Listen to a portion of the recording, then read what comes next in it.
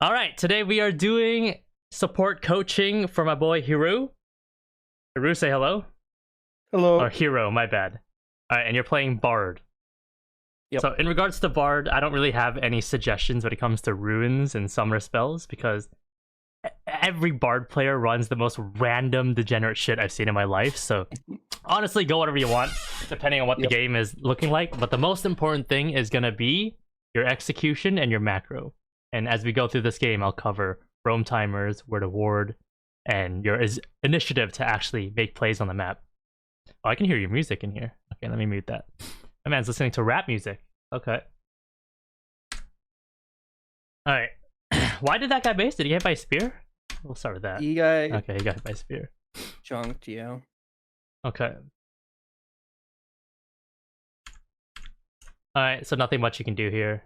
Maybe you can drop a farm. You know exactly where that Nidalee trap is. Wait, why'd you walk onto it? What? Okay. So, to start off, I'm very sure you're aware of the concept zone of influence. Zone of influence is very simple. I always teach this to everyone because it's one of the most important things when you approach anyone in the game. It's the area somebody can impact. Now, for that particular trap, you already know that the trap was placed there a long time ago by Nidalee. So you should be pinging, like, danger ping or something, so Ezreal, first of all, doesn't walk here. But second of all, if you position inside this bush, which is fine, there's nothing wrong with it, you force Ezreal topside, so he won't even be able to get into a position to even step on that trap in the first place. Because he's going to be playing from here, autoing, queuing the Vayne, maybe doing some cross queues onto Nidalee. But you stepping on this trap is very troll. I'm not sure what you're trying to achieve here. Because all this does is this puts free damage on you for no reason. And it gives Nidalee the leverage to hunt you, quote unquote, and run towards you faster and land an auto. Okay. So boom. You step in the Nidalee trap, absolutely no point. Okay, she walks towards you. And then you didn't trade back. So right there, Nidalee is entering her zone of influence, which is her auto attack range, because she has the hunt, which is the movement speed. And she's entering your range. So right now, you should be trading back in that exact scenario. You should be chucking a Q. If you have big balls, you can chuck an auto Q if you think you can land the auto Q. If you have small balls, you can go Q auto, and if you're just a bitch, you can just Q her. But you have to be able to trade back something in that scenario because she's purposely entering your range. So then why not take advantage of that? And the next concept I want to talk about is the faster you use something, the faster it comes up. I bring this up with everybody. And it sounds like a really weird concept, but as long as what you're utilizing has value, and in this case a BARD Q hitting the Nidalee that's walking straight towards you is pretty much good value, you're gonna be good. Now, the next reason why you want to be utilizing your mana as fast as possible is because the faster you use your mana, the quicker it starts regenning. So why are you trying to sit at full mana right now as BARD? You should be trying to make your mana go away so that their HP bars go down at the same time. And the faster you use your mana, the faster it starts regenning. And later down the line, like 9 Qs later, because you use your Q really quickly early on, you might have an extra Q because you were health regenning that entire time, up to 60 mana over the next 4-minute period. Who knows, right? You never know. So right now, the biggest piece of advice I have is you need to try to, like, fuck this guy. Sorry for my wording right there. You need to fuck is the best way. Like, based on your gameplay so far, it just feels like you're just chilling. There's nothing going on. Nothing in your mind. You're just chilling, walking around as BARD.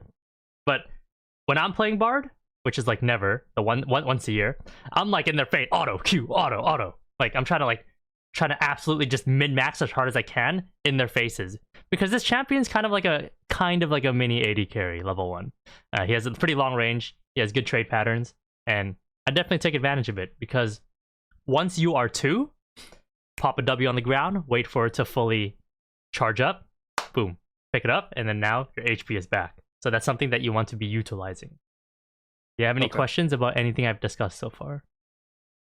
No. Okay.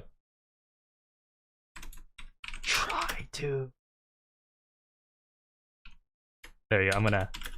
I'll star it out in the little thing at the bottom right. All right. But so far, Look what happened. Nidalee trapped to the face that you clearly knew was on the ground. 2 autos to the face, and I think it was two. It was 2 Aries, one from the W, one from the Nidalee, and you've done nothing back so far. You've basically just said, Nidalee, hit me for free, and that's it. There's nothing else. There's nothing else to even say. And it's fine to lose prio because of what Ezreal did early on. Nothing wrong with that. But you have to be able to trade back if they actually try to trade on you. Okay. Perfect. Finally, you got an auto off. Beautiful. Okay. Hey, yo, my man's letting this Ezreal just die. Right here? You need to walk forward. Like, I understand if Nidalee has spear level, and that's kind of scary, right? I agree, 100%. But right now, this is absolutely disrespectful. A Nidalee entering 2 people's zone of influences, BARD auto, Ezreal auto, with mage minions that can potentially hit her, and you're backing off. Again, I understand if Nidalee has spear. Yes, I get it, right? You want to do some weird jukes to try to dodge it, but this was absolutely disrespectful. And sure, you can be like, Saskia, they're about to hit level 2 soon. That's soon, not now. The level 2 is off of these 2 melees right here. So right there, you should have been walking forward full speed, auto-queuing this guy, because Nidalee cannot trade back. She cannot auto-queue you, because we already know she started W. So right here is another prime example of you just letting her get away with stuff that she should not be getting away with. And this is just pure zone of influence. No crazy mechanics. I'm not asking you to flash Q to hit the Q behind a wall or something. Like, I'm just asking you to just auto her back. And if you don't want to Q because you don't want to, then don't shoot it. But at least auto her. I think that missed. Alright, right here, you should be spam pinging the crap out of Ezreal to leave. Because these minions get her level 2. It's the 9th minion of each wave. I'm sure you're very aware of that. Yep. You guys should not be in this position, because now you're in a position where Nidalee's spear is likely going to land. Sure, Vayne's position is dog shit to follow up on the engage, but a level 2 Nidalee does want to trade here 100%. Oh, she went E. She didn't go Q. Okay. These are okay trades. That's okay. Let's see. Okay. Auto. That's correct. Auto. Cancelled. You should not be... This is scary, because if Vayne actually autos you, then you start tanking a lot of damage, but I guess it works out. That was pretty troll. You already know Vayne's zone of influence right here. I don't even know why you're still around. You should be AFK right here, because Vayne's zone of influence is Q, and then this is the new auto range, and you are clearly inside of it. However, you should be ready right now to Q, because you know that Vayne wants to tumble forward and land a free auto here. So this Q is pretty free right here. Make sure it doesn't touch this one. It has to be like angled in a way where it kind of like hits the Vayne and kind of hits that melee minion at the same time. You know what I'm talking about right here? Yeah, and this would be an okay trade. This is more so like a fuck type of trade, right? It's like, oh shit, we just need to do something and get out. And this is it. But boom, you gave her a free auto, and then now she's happy. And this entire laning phase so far, you have tanked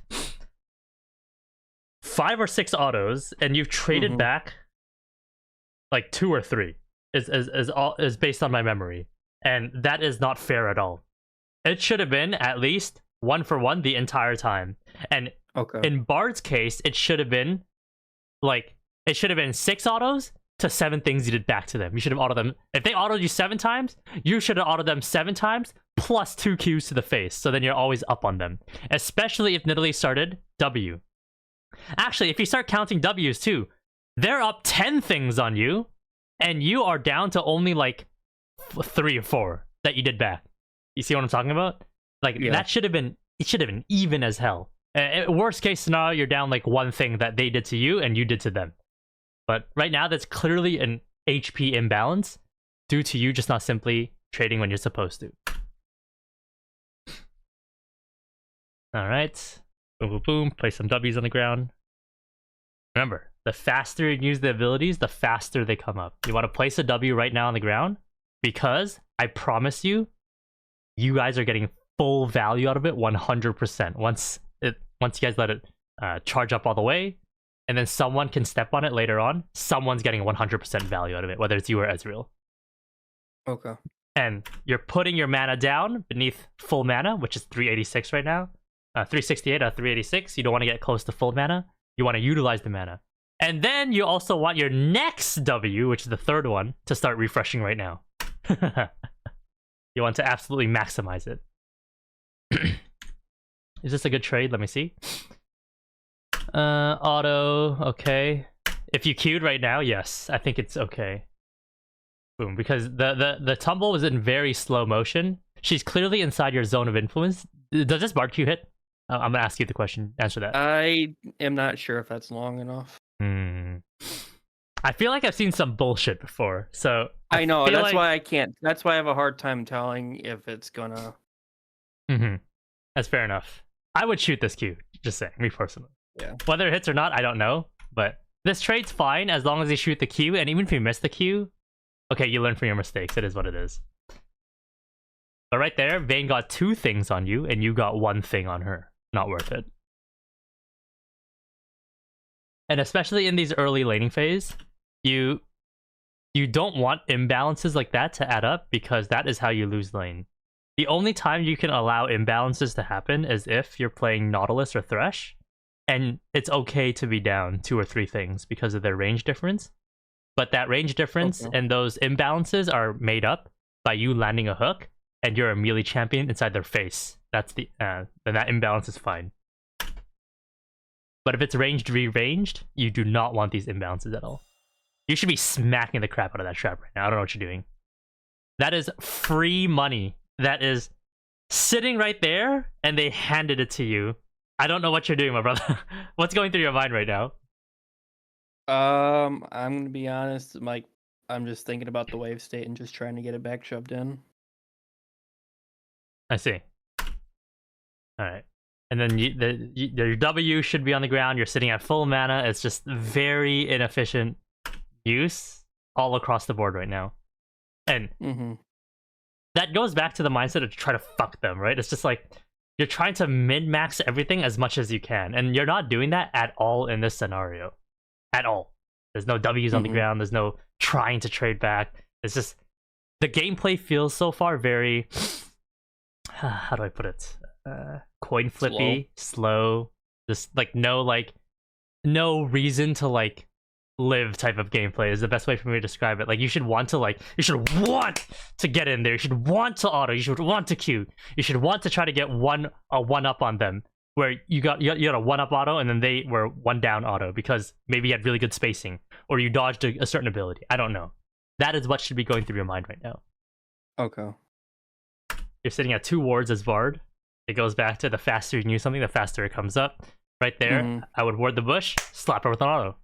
And then if you're too scared to queue, okay, don't queue. But if you have big balls, drop the queue. And yeah, because if you're sitting at 2 wards, you're not refreshing for the 3rd ward that is coming up. So it just goes back to that concept over and over again. Get his ass! Would I level E here? Yeah, I would level E, because the way it's pushing towards them, and you want that really weird E to fly back to tower if in case you get ganked from the alcove. Because I'm thinking there, like, maybe we can level Q and just have more damage. Yeah. And then you didn't ward that bush, and then you missed the Q. Yikes.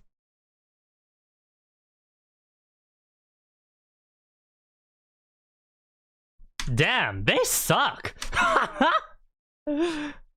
Also, you should be going hard here. You should be ego autoing the entire time, because you guys are 3, and they are 2.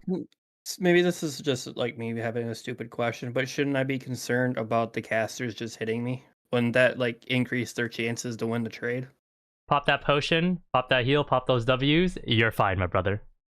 Okay. Get in there. It goes back to try to fuck them. And I'm not asking you to like do some crazy shit where you're like down 2 levels. Right now, you are up levels. You have full mana resources. You have everything. If their jungler comes, you can get into the alcove and drop that E straight to the tower. Like, you have everything working for you right now. And this is very common for the level 2 cheese. Is it's fine to tank the mages for the level 2 cheese, because you are significantly higher stats than them and higher HP, and you will win just purely off of that. And in this case, this is the same concept. It's not level 2 cheese, it's now level 3 cheese. Yep.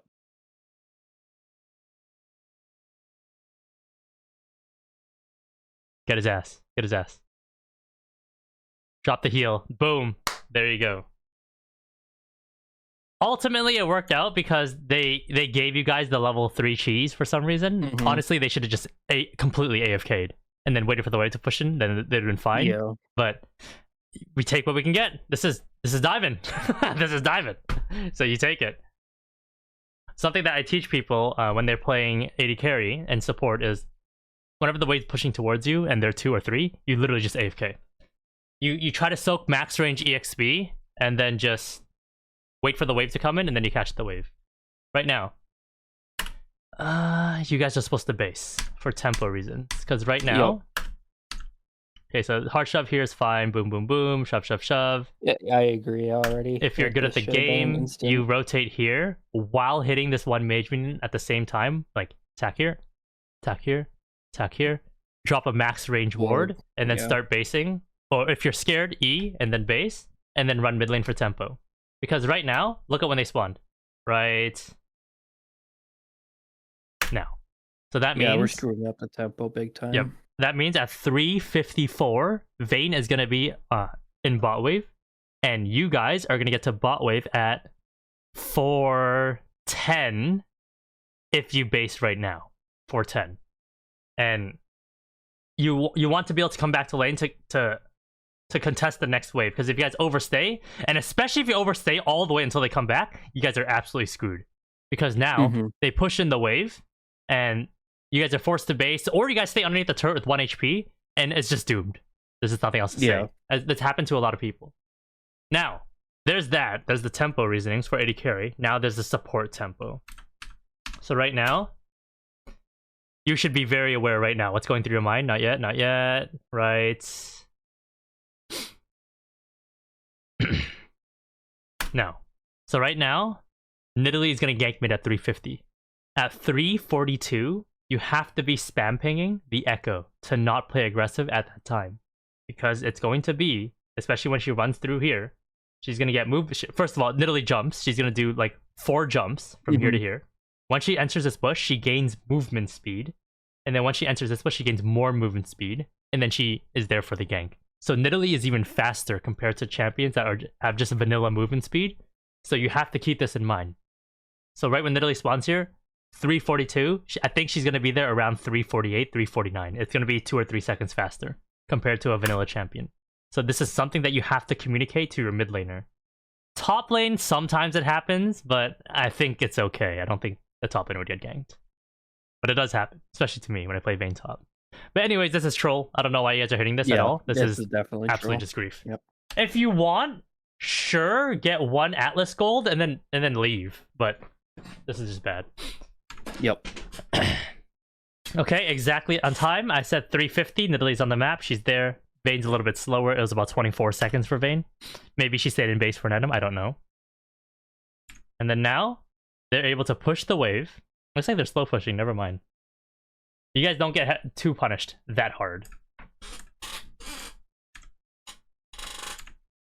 Okay. Let's see. Are you allowed to roam here? Yes, you are allowed to roam because you see everyone on the map. Not to mid lane, but through like this. Boom, boom, boom, boom, and then come bot. Just to grab some chimes along the way. Does the chimes stack now? Is that how it works? Yeah. Okay, so it does matter if you actually pick it up. Okay. So yes, you do technically waste time picking up those chimes, but I think it's worth it. Because the wave is slow pushing towards you. Right now, something you always have to keep in mind is the wave pushing towards enemy or is it pushing towards me? And that will dictate your ability to do things on the map or not. If the wave is slow pushing towards you, which it is right now, you have time to do a couple things before you have to get to bot lane to assist your AD carry. But in theory, your AD carry should never die because he should be AFK. In this case, it's Ezreal, so he's fine. So you should be roaming for chimes. If the wave is slow pushing towards them, you can grab 1 chime at best and then head bot lane. This is an easy chime to grab. because you have to be bot lane. Otherwise, your AD carry, when he walks up, he's going to get full all-in. Because he has no choice. He has to walk up to try to break the wave. So make sure that you pay attention to those 2 wave states every single time you base. 2 wave states every single time you base. Pushing towards you, you can do a couple things. In this case, chimes. Maybe pop a pink ward like right here, and then head back bot lane. If wave pushing towards them, one quick thing and back bot lane. And you don't have to do that quick thing. It's just optional. Okay, let's keep going. And also, you know why this wave's pushing towards you, right? That's a separate issue. Yeah. Okay. Because yep. Yeah. Okay. All right. So yeah, pretty much you guys are playing defensively here. So defense, offensive is really good, which means just some max range abilities. No crazy like autoing over and over again. This is how you always want to play when the wave's pushing towards you. So you should be trying to drop some shitty Qs here as Bard. Yep, like that. You should be doing it faster though, in my opinion, but shitty Qs, couple autos, but not trying to stack the autos. And the reason why you do that is because you want to stabilize the wave so that when you guys decide to do some hard all-ins, you guys aren't tanking as big of a wave. And better yet, there's a chance that you might be a level lead on them, maybe, if you can stabilize it. Yikes! Zone of influence, dude! This guy needs to watch the Saskia LOL guide. What is this? he's sitting in the open for an Nidalee Spear, and he walks into it instead of trying to juke or something, or try to bait it on purpose. Tanking it. He's got to take notes. Alright, this is fine. You can auto one of them here if you want. Oh, hell no. This is so good right here. Freeze the wave. Freeze the wave right here. It's not a freeze, but it's a hold. And what this does is this is a really good position for you guys to be in, because how do you die to a jungle gank here? It's impossible. And second of all, correct. Ezreal can just keep firing shitty Qs. You can fire shitty Qs at Nidalee, and it's so easy to dodge Nidalee Q because you know exactly where it's coming from. So this is a perfect position. And if your jungler has a brain, he could maybe come bot. Who knows? But I don't know why Ezreal's trying to push out, because now you guys are forced to lane here, and now Nidalee Spears might be a little bit harder. They might be able to all in. Maybe a jungle gang comes from behind. I don't know. Well, that's my responsibility to ping them off. That can be your responsibility if you want to put in the extra effort. And if you're gonna do that, you have to tank the wave. Yeah. You should be spamming MIA so hard right now. I have no clue where Nidalee is on the map. Do you even know? I don't even know where Nidalee is. No. No. He could be ganking mid for all I know. Okay, we see Nidalee. You should be dropping a health potion right now, because we both agree 1000% here that you are going to get 100% value out of this HP potion, right? 1000%. No questions asked. You should be dropping it right now. Popping it.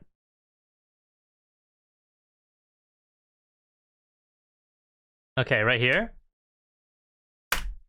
This is the classic AD carry, low elo, not attack the enemy situation. So, in very oftentimes we get ganked by the enemy jungle. And as an AD carry player, the enemy is full committed on your support. And we both know that, clearly, right? He's fully focused on the support. And the AD carry, when he's kiting back, does not auto. Instead, he runs. But the entire time, he could have utilized his teammate's body and HP as a meat shield to output damage. Whether that damage leads to something or not, I don't know. And I don't care. But whenever you're in this position, you want to utilize your teammate's HP bar to output your damage. Right now, you should not be running from Nidalee. You should be running full speed at Nidalee. Because Nidalee's attention is fully on this Ezreal. And if she transitions to you, doesn't fucking matter. Pop a W on yourself, Ezreal starts outputting damage to Nidalee, and she's screwed. So no matter who she goes after in this scenario, it's going to be a win-win. Because Vayne's out of the fight, and if she tries to come back in, you guys can turn on her. On top of that, there's a level 3 Nidalee walking towards a level 8 bot lane. Do you see the imbalance here? Yes. As long as this guy dodges the spear and you dodge the spear, if she decides to shoot it towards you, and even if you get hit by it, I literally think it doesn't matter. You guys are fine. So right now, you should be walking towards Nidalee, unless they're junglers here. Then you should be running straight to the alcove to do that E behind the tower. Hit her, hit her, hit her. Yes! Finally! Oh, it's so free! It's so free! What the? Pop your potion, please. Imagine how much easier this entire process would be if you popped your potion. You'd be at like 350 right now, and then you see how it'd be so much easier? Like, this is something that a lot of high elo players, even me, I forget sometimes, is I don't pop my potion in the middle of a team fight. But in this case, it was popping the potion way before, only because we knew we would get 1000% value out of it. Like, you would not lose any HP to 100% HP. All right, hard shove the wave here, my brother. What are you doing? Go, go, go, go. Yeah, this is where this needed to be shoved. Yeah. Yeah. Walk up to the wave, auto Q, auto, and then place a random W on the ground, maybe over here, so that if the jungler comes out, you can just pew, and then just fly away into safety. But yeah, basing here is so troll. Because we already know that their bot lane can only be here at 6:35, roughly. It's going to be 25 seconds for him to get down here, depending if he buys boots. You have time to push the wave all the way in, and then take a base. On top of that, this is your opportunity to get solo EXP. My brother, when are you allowed to get... Right now, the AD carry is begging you on his knees to push the wave.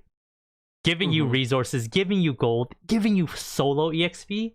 On top of that, bouncing the wave back towards Ezreal later. You're doing so much good here by pushing the wave for this game. I don't know why I didn't take this. Take advantage of this.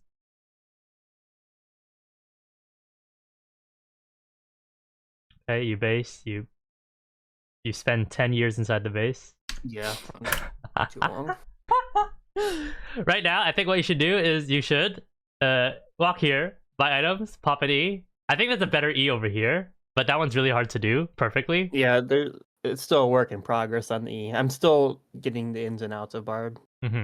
But regardless, on most champions that isn't BARD, you would immediately run to this tower right here, and then you would just buy items there and then leave, because you maintain your HP regen there, and then you maintain the ability to buy there, and you maintain your home guards. It doesn't go away until you leave right here. So it just makes the most sense to go here. I don't know why you're clicking back and forth. None of this matters at all. Unless you're trying to dodge a Jinx ult that's coming. Maybe? I don't know.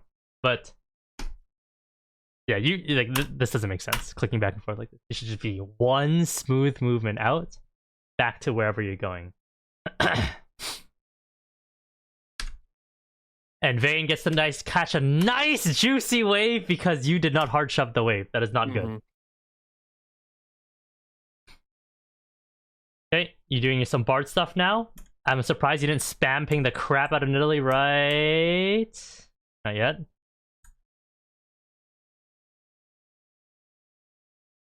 Now, on the Probably Echo. right now, yeah. On the Echo, yep. So he leaves.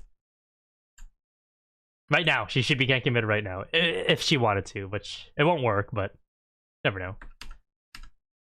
Alright, there's Nidalee. Alright, Dragon.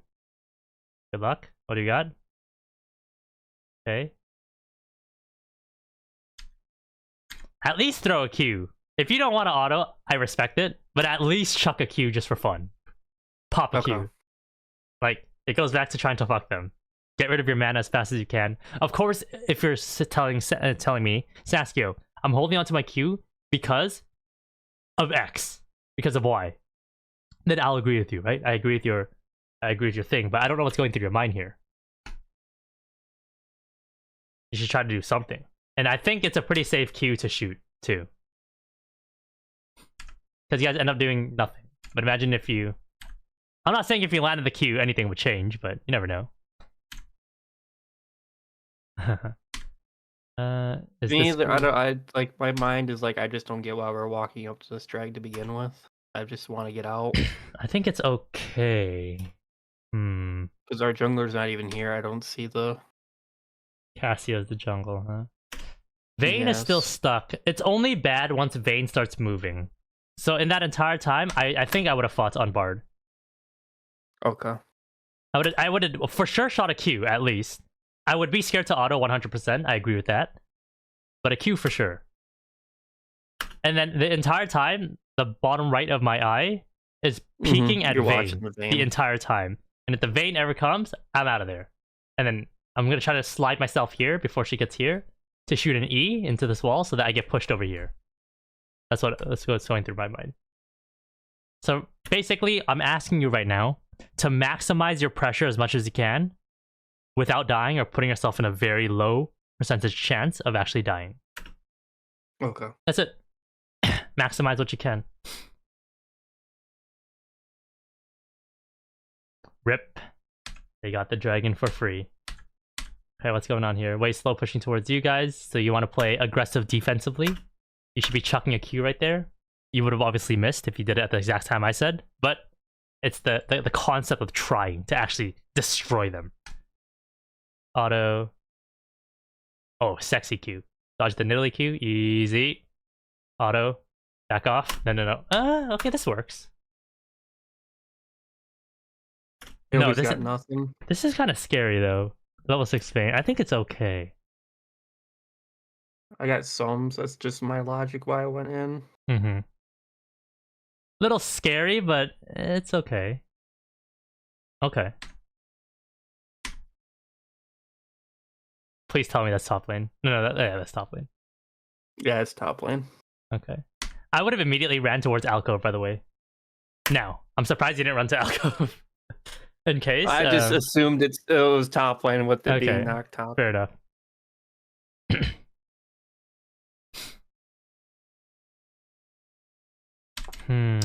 This weekend feels so weird. Did you auto a melee minion? Yeah, I did. Did you just target champions only? I need to get into the habit of it. That's crazy. Okay. Yep. Because that auto is fine if you have like 10 million chimes, I think, because it bounces, right? Something like that. Mm-hmm. But it's an early game. You gotta slap the Vayne. That Q is perfect. Dodge niddly spear, perfect. Auto. Good. I guess if Vayne E's you, you're fine. Because you double W yourself and then you heal. It's okay still. Because you're so fucking tanky. You built triple ruby crystal. Okay. And cloth.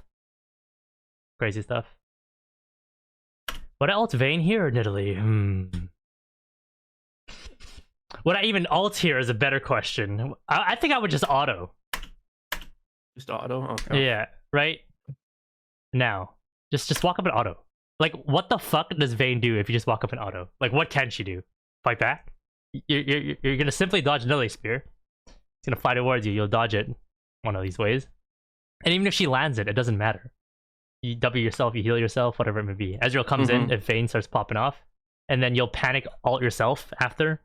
If they actually start winning, and then you guys go from there. But because you went down your route, I would still auto her. So right now, walk towards her. She has the juke here. That's auto. 1 auto. 2 auto. Dodge niddly spear that's incoming. And then Ezreal can do whatever the fuck he wants. I don't give a shit. He can AFK, he can contribute. Doesn't matter to me. Because I'm still winning that trade no matter what. As long as I dodge niddly spear. Very important.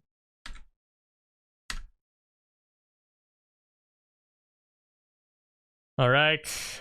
I would have placed some W's on the ground behind us right now just to get those things charging and just to waste some mana and, more importantly, work towards the 3rd W. What happens here? Vayne's low. She's in that exact position that you never want to be in, which is you trade when the wave's pushing towards you and now you're low and then you're just getting fucked underneath the turret by poke over and over again. Which is exactly what I always teach people to avoid. This Ezreal sucks ass. Auto this guy. Get him! This is illegal. Any of these minions are illegal. My ass would be right here, slapping the Vayne if she walks up. My auto's flying in midair, and I'm leaving the tower range just before my auto attacks hits the Vayne in this situation. Unless you're telling me, Saskio, I think the jungler's here. Then I agree with you. No. I'm full sending. I don't get why I'm so scared here.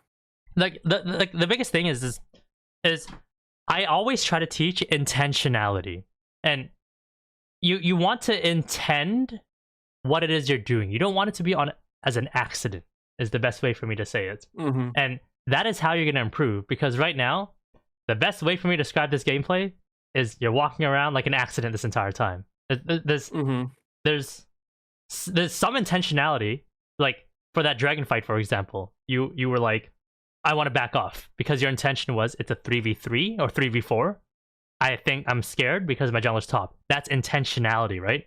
However, your intentionality there was incorrect because of this. Because Vayne was bot lane. Because you could have fired a random Q. Because Ezreal Bard is long range. And Silas Nidalee is easy to dodge her spears. Silas is melee. We already saw him use his E. Echo's coming. La-di-la-di-da, right? That's to solve your problem of your wrong intentionality right there. For that dragon situation. And right here, if you're saying Saskio, the jungler's going to be bot in a second, okay, I respect it. You can play passive here. But if nothing's going through your mind, then why aren't you poking the Vayne? You should be poking the Vayne because she wants to clearly last hit those mage minions. We know her zone of influence is pretty short as a Vayne. We know the tower range. This is all public information. We know Nidalee's spear Q range. That thing's easy to dodge.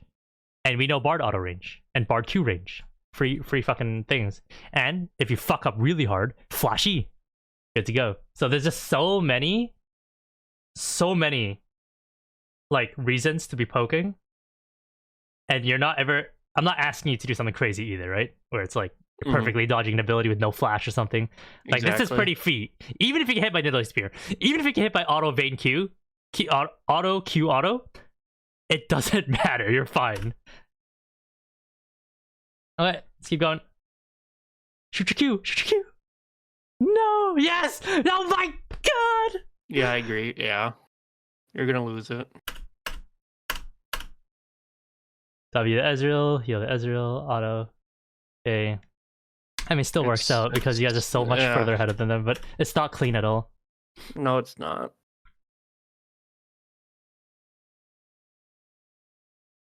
Now, imagine if it was clean, though. Imagine how much you would be shitting on these diamond players. You know what I mean?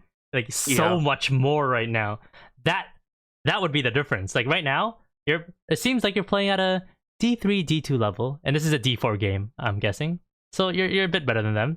But see all those slight differences I told you throughout this entire game? That's like Grandmaster level thinking. Imagine if you started playing like that. Like you actually autoed. You had target champions on only. These guys would be fucked. You'd be getting out of D4 so quickly. And these were all obvious things too, right? Again, I didn't ask you to do crazy shit yet. No crazy shit yet. There will come times where I ask you to do crazy shit, but it's not yet. And I'm just asking you to do the fundamentals right now. The crazy shit is when you get those nice sexy plays. But the fundamentals have to be covered first before you can get there. Alright, hard shot the wave and get the fuck out. Go, go, go, go, go, go. Good, good, good. Push, push, push. Yep, you can walk up to see if Nidalee tries to freeze. Okay, back off. Good. Take a base. Sexy. How many W's can you place on the map, by the way, as Bard? Or does it scale by level? I think it's always 3. Okay.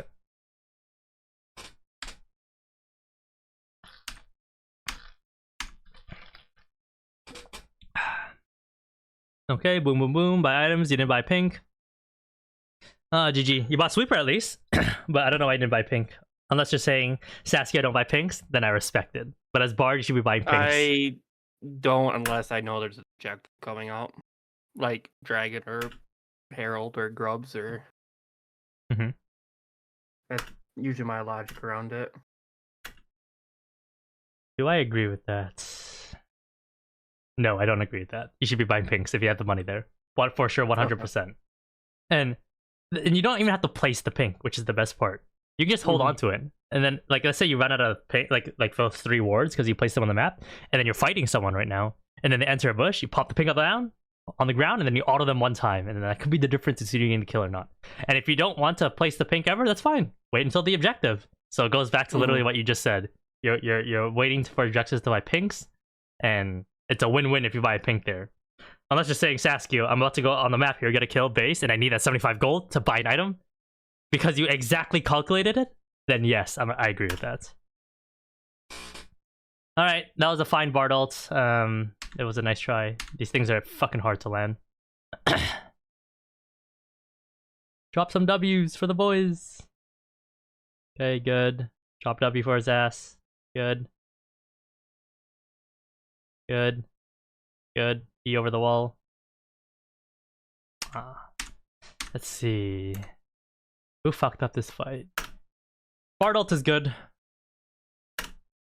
Okay, you guys, everyone walked inside Mel E. Yeah. That's crazy.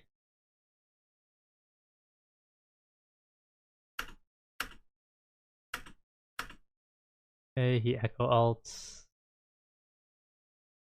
So right now you're putting yourself in a position to die, which is fine, because your teammates are the full focus. You full commit to Silas? Nah, you need to get the hell out right now. Get out now. This is done. Full HP Vayne, full HP Nidalee, half HP Bell, and double half HP Bard Ezreal. You need to get out. You need to flash E right now, my brother. Get out of there. I'm rooted.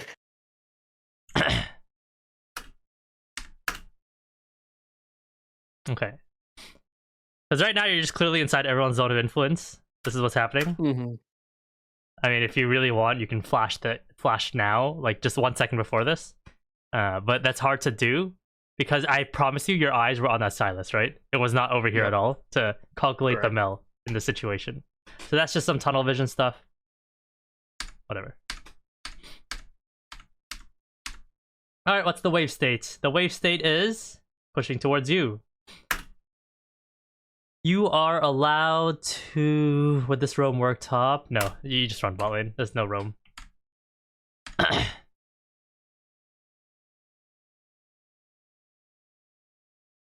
Don't do it. It's the easiest Vayne 1v2 I've seen in my life. Ah? Okay, it's fine.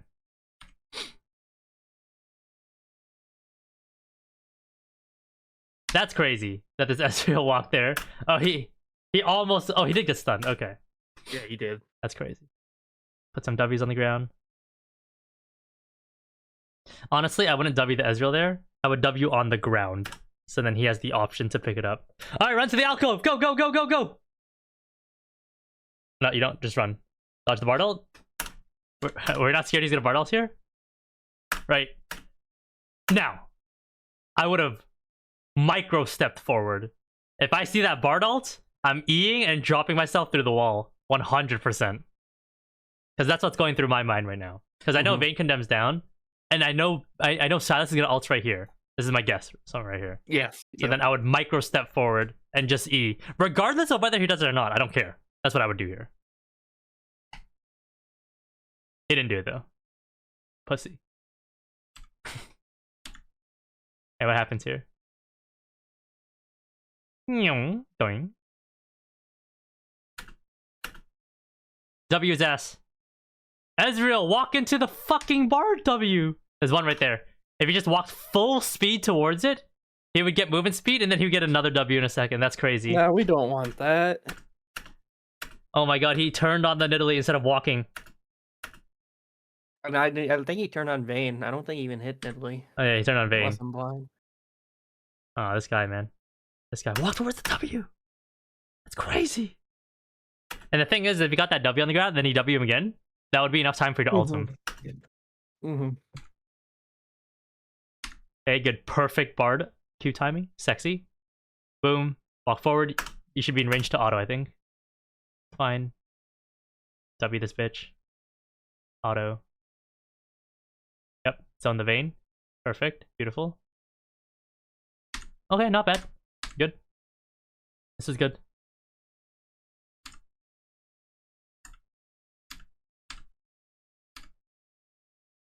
Okay, Do you no. think this is greedy, or should I reset? This is my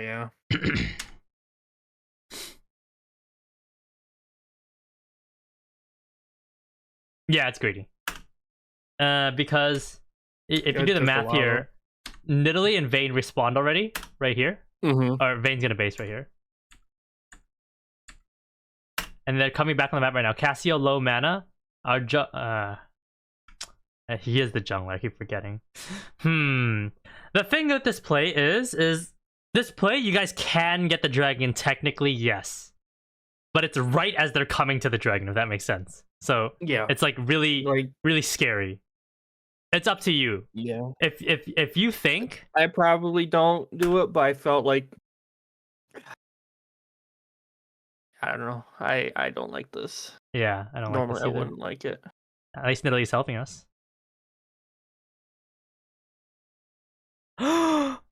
Oh, God bless. Hey, yo, you left your boy to die. Yeah. I thought he had E. Yeah. Oh, that Vayne's so bad. If Vayne just eased you right away, you get stuck. You Yeah, get collapsed on the other side of the wall still. I never do these type of dragons unless I absolutely believe it's worth sacrificing the priority of the next wave after and the plating to get the dragon. Mm-hmm. Then it's worth it. But that one just seemed hard. Okay, nice try. That's crazy that you went for this BARD ult. I think you should wait for a Vayne Q first before you try, because then now it's just her movement. Auto that bitch. Oh, nice try. It was close.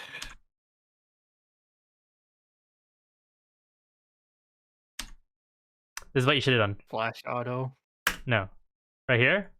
You should have rotated over here, Yeah. Okay. Yeah, I agree.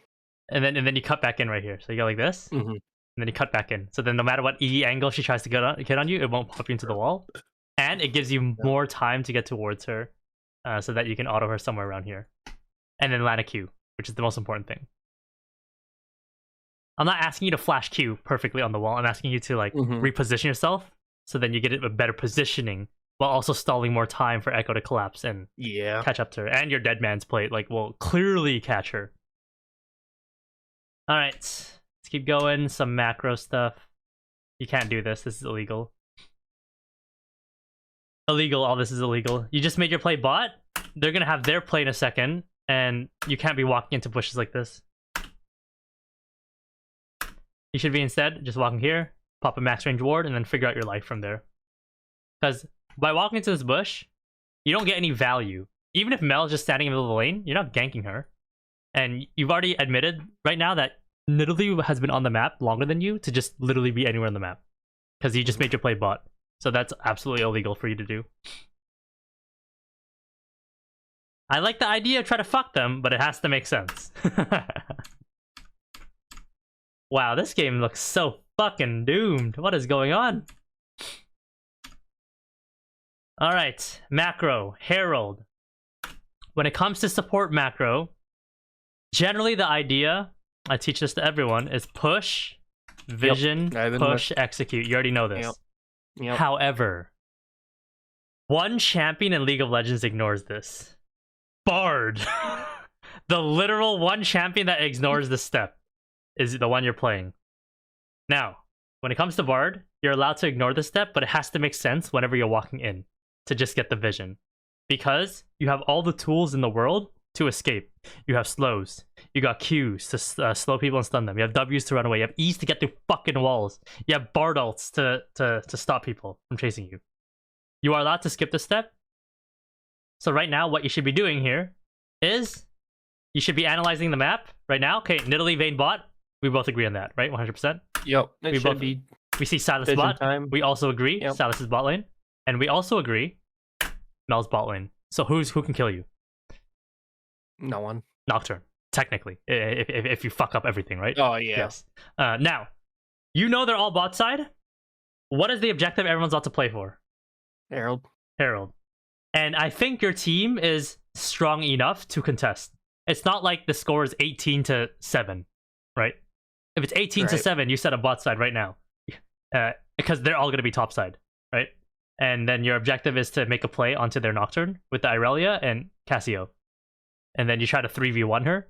And then boom, boom, boom, you sack Herald. Ezreal plays safe mid.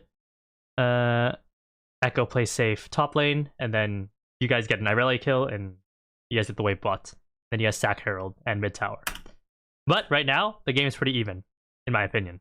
So what you should be doing now is running straight full speed towards top side. Ding, ding, ding, ward. Yellow ward right here. Yellow ward right here. Maybe even one up here. And then base. And then run back on the map. And then now you refresh your wards.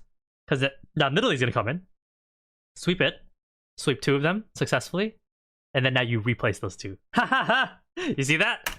Just BARD things. So you don't even listen to these steps. You're not playing Nautilus. You're not playing Thresh. You're playing BARD. So you're allowed to do this. I have a question when it comes to this kind of thing too. Is like, what if like Ezreal and Mal are just trading waves and it stays like at an even state? If that makes sense. Yeah, that makes sense. That does happen. Then it's fine. You're still able to walk in because you see the Mel. You physically see her. So how do you die to Mel if you see her? Right? Okay, so considering the push is like right now as Ezreal, it's still an even state still, but I can still go get vision. Yes, because you see Mel, so you can't die to Mel.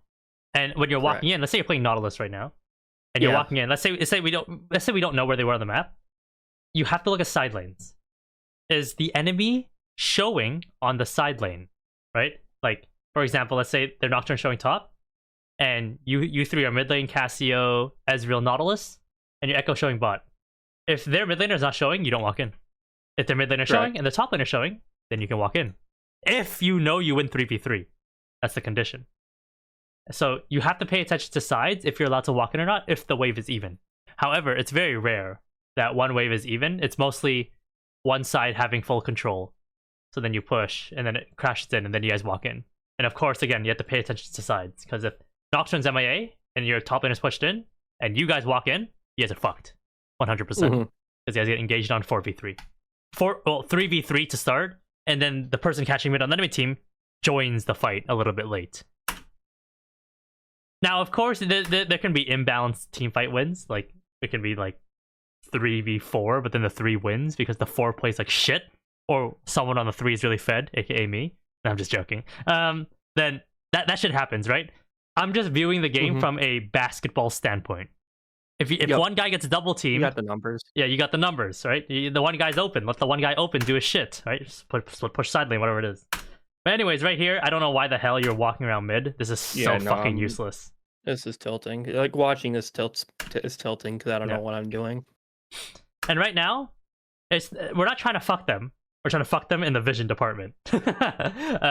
So you want to try to output as much as you can. Get the wards on the map. Take a base. I would have took a bait. I'd be right here right now. I'd have 3 wards right here. 1, 2, 3. Based. I'd be right here right now, walking top lane for a numbers imbalance fight on Nocturne. 2v1. Whether we win or not, I don't know. But I would be there trying to auto him. Okay, la-di-la-di-da. We're just chilling, I guess. Yeah. Disgusting. Oh god, and you guys are losing 1v2, that's the worst part. But it's expected because it's fucking Mel. Okay. I saw that coming from a mile away. Auto this guy, keep autoing. Why are you running? Why are you running? Auto him!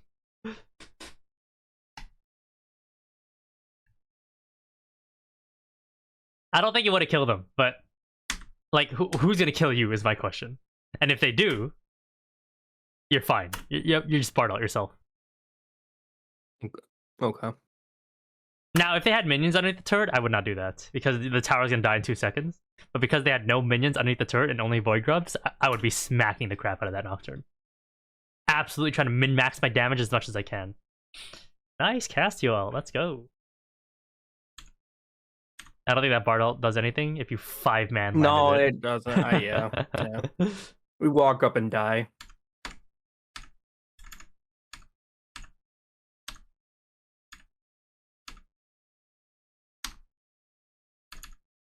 And then you ward after everything's done. Yep. Oh my god. And then right now you should be based. You should have been based right. Should be getting ready for Dragon. Anyway. You should be going bot side right now because he has already lost Herald. Drop 2 wards on the map. One right there in the mid lane bush. Base. and then maybe like one like literally even refresh that ward right there that someone else placed, or even a deep one, and then base, come back on the map, grab some chimes along the way, and then literally sweeps, ding ding, drop 2 more wards, and then you're ready for dragging. Maybe pick someone bot lane. I don't know.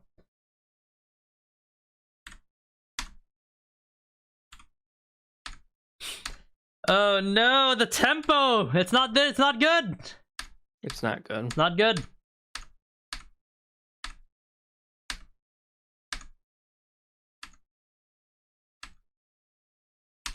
Alright, let's see your mechanics. Auto, Q, E over the wall. Oh, okay, you tanked the Nocturne E. Okay. So right here, this is fine. This is fine. Auto. Need to E out. How would I E here? Would I do it like this towards their team? Or would I do it like this? I think I would go here and then drop like this. So it moves towards Ezreal, but not directly towards anyone coming from River for assistance. Yeah. The Nocturne E is obviously going to tick you no matter what. We've already accepted that. But you want it to fear you while you're flying through. So the entire flying distance, or most of it, is spent feared. Because you're traveling anyways, you may as well, right? So then when you come out of it, you're feared for only a little bit, and then you can reposition for some autos or a heal or something, I don't know. But you can't just stand here and tank this. You have to E right as you get feared. You have to be entering the E. And then you should have W'd yourself right away here. Not saying that would have saved you, but like, oh, no. Why not? Yeah. This guy ain't dying. That's crazy. Okay, let's see if there's anything else worth watching. Alright, Dragon. You guys run to Dragon. As it's spawning, instead of being there a minute before. Unlucky. Mel's pushing top, so you guys are forced to take your 5v4. 5v3 in this case. You guys better win. Okay, that guy won. W's ass. Bad Q. That was the slowest Sonya's ever. Boom. And then you queued. What? Not Q here. Why didn't you ward the bush? What the? I love how the ward got rejected. That's hilarious. I've never seen that in my life before, ever. That's hilarious. Twice it happened. Yeah, it did it twice. I couldn't believe it either. This is the first time I've seen this in my life before, by the way. I didn't even know that was a mechanic. I'm so glad I watched this game. So now I know to ward way quicker. I don't even get what triggers, like... Obviously it's the dragon, but... Unless... I don't think it's Silas. Because it's normally when you start it up, it pushes the ward. That is crazy. This is like what confuses me. But on the real though, the word should be no. You already know that he's gonna come out of Zonya's in a second. But better yet, you know Nocturne just spawned, so it's gonna be a while before he gets here. You should be literally inside the Silas. Yeah. Because what is he gonna do? Full combo you for this much damage? Like cool. Okay. Now I start autoing his ass with dead mans. I land a Q that isn't gonna stun. If you're really sexy, you can reposition just slightly up here to try to do this or this into the wall. If not, no big deal. Just auto him. Ding! Ding! I love how it's a soccer ball too, that's the funniest part. Get his ass! Get his ass! Nocturne ult in 3, 2, 1. Oh, he doesn't have it. Alright, oh, there it is. No, I tried to clear the vision. And then he just... Oh, hell nah! Run, run, E!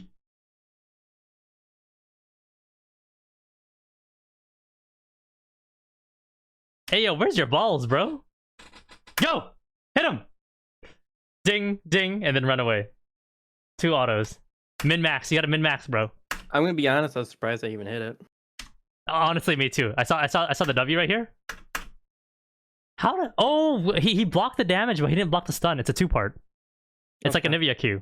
Sivir cannot spell shield a Nivea Q if the Nivea reactivates Q. Because true, you block the damage, cool, but you don't block the stun portion of an AVQ. Same as this. Good to know. Yep. Dude, just tell me you're griefing, bro. I would have E'd for this Ezreal 10 years ago. somewhere over here. It doesn't matter, anywhere. Obviously, he didn't need it, but I would have done it. You know what I mean? Like 10 years ago. I don't know what's going through your mind right now. I'd be like, yo, take the seat. Get the fuck out of here, bro. This shit's done. Then you miss the Q. You guys are perfectly spacing him. Oh, grow some balls, my G. Yeah, flash. Dude. Walk full speed towards him. The second you see Nocturne Q fly towards you, you flash it, auto him. If he chases you, you E over the wall, and Ezreal can come in and finish him off. If you perfectly space him, then you can do that. Let me explain a concept that is from real life that applies to League. A ranged into melee matchup is like 2 cars traveling, okay? So, when 2 cars are moving in opposite directions, the speed relative to each other is double. We both know that, right? When 2 cars are moving in the same direction, the speed is also doubled relative to each other. We both know that. When 2 cars are moving in the same direction, the speed is significantly less relative to each other because they're both moving in the same direction. So how this matters in this scenario is ranged into melee. If you walk towards him and he walks towards you, it's double the speed. You need to be able to kite back, right? Immediately, if you see that ever happen. Now, if he walks away, you also have to be able to walk towards him, because if you walk away a split second, you'll never catch back up to him again, because there's 2 objects moving in the opposite direction. It's double the speed. You will never catch back up. So this is how you play out this scenario right here. Nocturne's moving away. You have to chase him towards him. He's moving towards you guys, but you guys didn't move, because even if you guys didn't move, one object standing still, one object moving towards them is still full speed of this guy relative to this guy. But that doesn't matter because his auto range is this far. It's not that big, right? So you guys held your ground, which is correct. This is good. Good. You need to keep walking towards him. 2 objects moving in the opposite direction, you'll never catch each other ever again. And here's the thing, is he kept trying to give you autos for some reason, but you didn't take it. You also have Swifties. You're a ranged champion. He's a melee champion who has a Nocturne Q that's really easy to fucking dodge. And if you're really bad, you can flash it. I don't know why you're running in this scenario. This was very bad. And even if he flashes on you, you flash E because you held it the entire time. So even if he like lands Q, flash autos with a Q, I don't think you're dead. My brother, you have Dead Man's Plate and a Ruby Crystal. You ain't going down. So right there, that was very bad. Auto Q, you over the wall. Yeah. The clown show.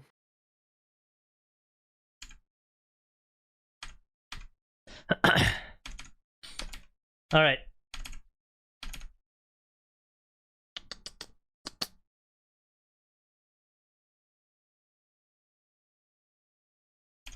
Should you ult here? Let me see. Yeah, I would ult here. Force the Vayne to walk around. If she goes forward, she's obviously dead. As you just stand here and then you Q her, perfect timing, auto her, she's dead, she's gone. Okay. Okay, I've seen enough. So this entire game, based on what I've seen about your gameplay so far, you're just a coin flip player with decent mechanics, and you just respond to everything instead of creating scenarios consistently that work in your favor. Is what I've seen so far.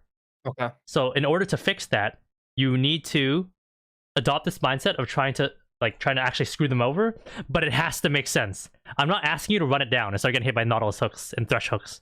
I'm asking you to try to min-max your autos then and there. Min-max a max range ability, right? And try to use Zone of Influence to help guide where you're standing while doing those things. And then transitioning to mid-game, actually having a forward mindset of setting up the objective, taking the base, getting on the map and actually doing something instead of standing mid for 4 waves in a row as BARD, trying to just land max range Qs on people inside mid lane. That does not make sense at all. So that is what I've seen so far in this game. Do you have anything that you want to say before we move on to the next? Nope, I'm ready for the next one. Sounds good.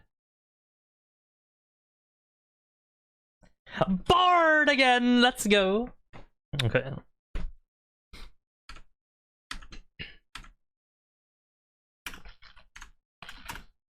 This looks fucked. Caitlyn, not me! Okay, let's see.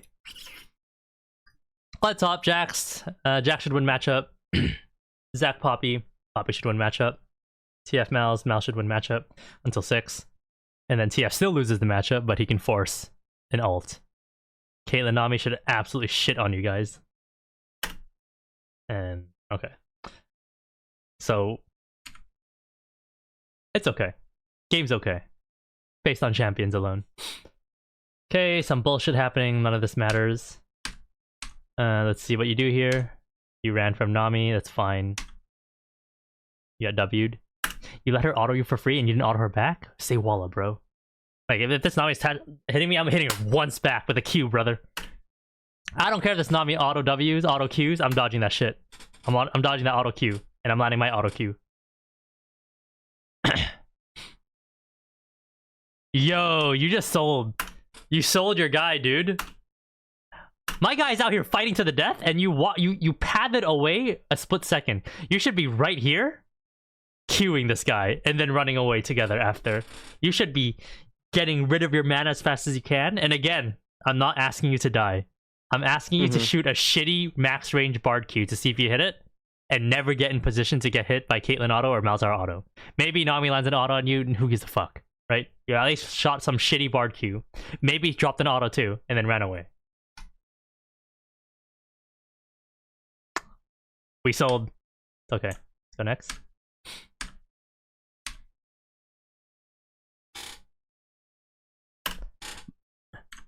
Dude. Stand right here and shoot the Bard Q as Caitlyn's walking in. Shoot a layer 0 Bard Q. This is the easiest layer 0 ever. Unless you think Caitlyn's gonna juke right when as you shoot it, then you got outplayed. I don't know why you waited for so long. Did you miss? I think it missed. Did it hit? Oh, I did hit. It's crazy. I would have shot it faster. Did that hit? Am I crazy? Huh. I actually don't know. Okay, I think it hit. It hit. Okay, let's see. So, as support, you want to sneak into this bush. And right off the rip, you stand right here in the bush to see if people shoot their abilities, like Karma LQ, Brand W, Blitz Hook, whatever. And if you're exactly standing right there, and any ability comes flying, you simply walk right here. You'll dodge the ability, and now you walk up here, drop a ward here, or stand here and start slapping some autos on their AD carry if possible.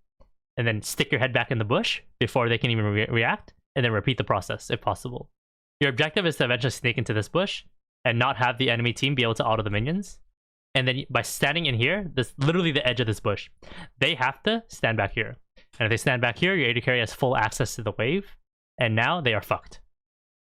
You do not want to stand out here because you make the game significantly easy for them. You always want to play with the bush. Go here, make Nami ward the bush, okay, ping the ward for 5 gold, and then figure out your life from there. But you never want to play from here. You want to absolute min-max everything that you can.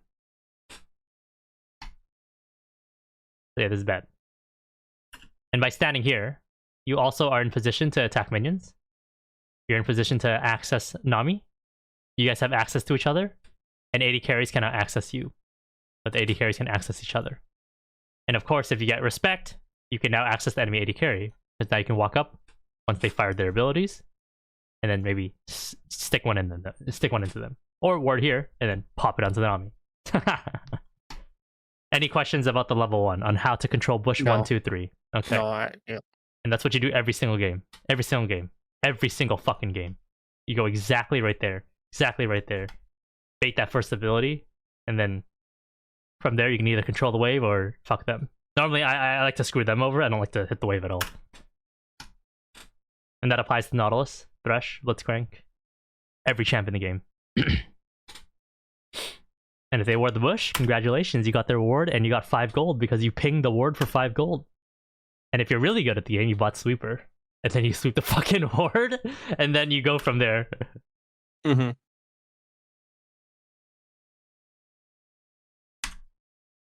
Also, when does Bard get level 2? Is it the 8th minion? I don't know if it's 1 minion Or 2. It might be 2. Or the first minion off a second wave. So it's the 7th minion then. 7th. Oh, that's crazy. You so. should be taking advantage of that so fucking hard. The cheese isn't crazy. It's fucking W and then like 2 autos and a Q. But take advantage of it. Alright, you guys lose 2. GG. Because you didn't pressure your opponents. All you did was just auto the minion. But imagine if you're slapping Nami the entire time. Ding, ding, ding, ding, ding, ding. And then she actually backs off and respects. And Zai can actually walk up and auto the wave. And then Caitlyn gets a little scared. Because, oh shit, this Bard has balls. That's what he got the 2 first. Now, in high elo, that will never happen in a million years. Because Caitlyn Nami absolutely just shits on Zaya Bard down their throats.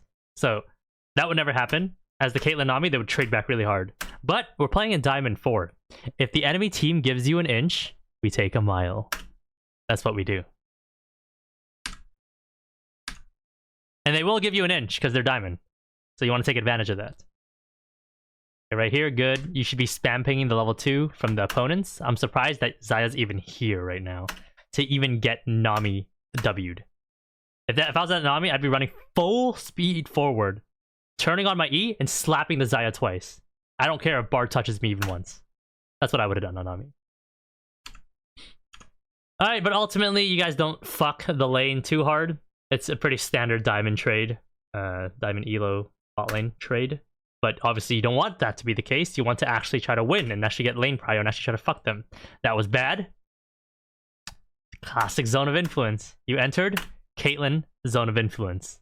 What is Caitlyn gonna do? She's gonna auto attack you. Now, you have to tell me, Saskia, I have a plan though. Okay, what's your plan? You're gonna Q her back? Okay, cool. Then Q her. If you're gonna Q her. Now, the next question is it worth it to trade 1 Caitlyn auto for 1 Bard Q? Versus a headshot? Hell no. But maybe if it's a non-headshot, maybe it might be worth it. I don't know. Maybe you land an auto Q and she only lands in 1 auto. Right? Then worth it. But you didn't even do anything. You just entered Caitlyn's zone of influence for no reason while she has headshot and tanked a 96. You're not placing W's on the ground to try to get to your 3rd W. There's a lot of things that are just adding up right now. You're not playing in the bushes to try to pressure the Nami, try to bait her to shoot some shitty bubble here, which she doesn't have bubble, by the way. But maybe try to bait her to EW, maybe ward the bush, get 5 gold, I don't know. It's just no pressure is being output. It's just very bot gameplay.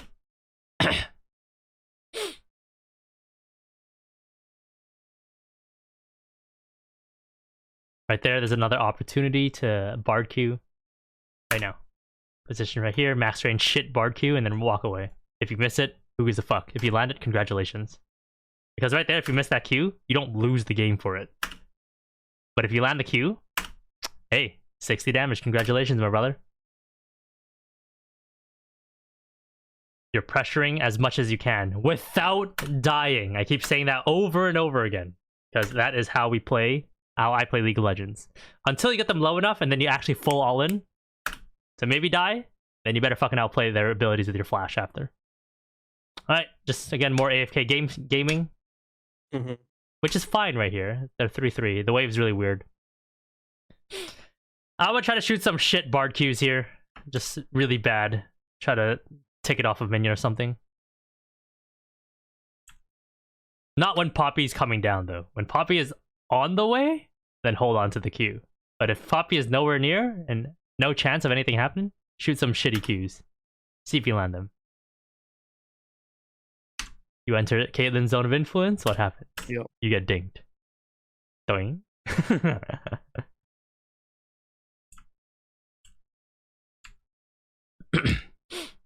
Alright, what happens here? Oh, this guy's griefing. Would I have Bard Q'd here? Let me see. Yeah, I probably would have shot a Bard Q there and missed it. I don't blame you. That was a very natural human reaction to that situation. I would have done the exact same thing. Although, I wouldn't have walked up here at all. I would have AFK'd. And the reason why I would AFK right now is because there's 3 mages about to smack me, and I don't want to get smacked. I would have AFK'd. 100% here. Ding, ding, ding, ding, ding, root, auto. Didn't even try dodging the Nami Q. That was the slowest Nami Q of my life. Doing. You W'd. You should have microed 1 auto, and then auto the Caitlyn, and then start kiting forward. Obviously don't get by the trap. If you're scared, go out here. So if Caitlyn E's this way towards you, she gets sent this way, so Zaya can still have access to her. Because if you walk this way and Caitlyn E's you, she directly moves away from you guys. And you don't want that. So the best play here is to micro here, auto, and then hopefully Caitlyn E's you. And if she E's you, you can flash it. You see that? You get to eat here, you can flash it and just auto her down the entire lane. Pop Ignite, pop your potion, run her down. Unless you're saying Saskia, the jungler's here, then sure, don't do it. But that has to be going through your mind. So right there, more simple zone of influence stuff. This is the fucking freest 2v2 ever. Pop your potion, my G. Oh, this shit's so free. Kill him. Okay. If you died there, it's because you didn't pop potion. Just saying. Yep. But even challenger tier players, even me, we don't pop our potions. And that's the difference between getting plays or not. Alright, you should be... Should you base here? What's the wave state?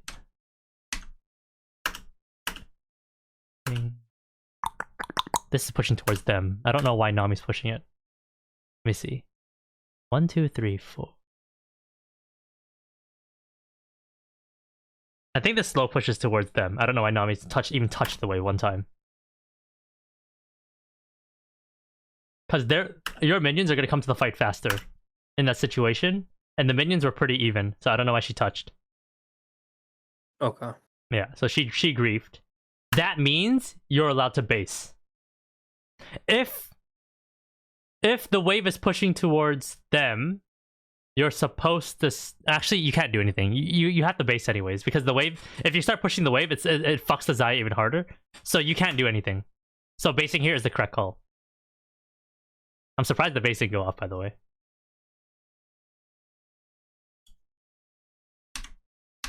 What should we do here? Because right now I'm contemplating, okay, do we get these 3 melees? Which is really good. Or do we come back and E the Zaya through the wall? But getting these 3 melees is way better. Okay. You are allowed to base here. This is a correct base. This is perfectly fine. If you can get it off.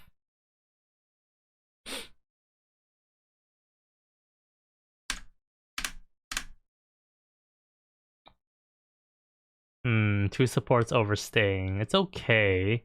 I think she wins out on the overstay though, because her heal is more potent. More valuable. Yeah.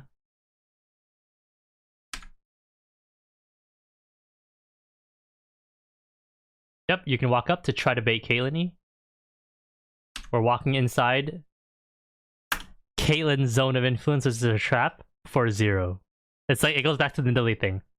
The ability's on the ground. Why are we walking into it? Yeah. Maybe your eyes are just focused here and you didn't recognize it in your mind. But these are the things that will dictate whether you lose or not. Right? Like you getting hit by Nidalee W that you saw in 4K get placed on the ground. That shit adds up, and you don't want it to add up.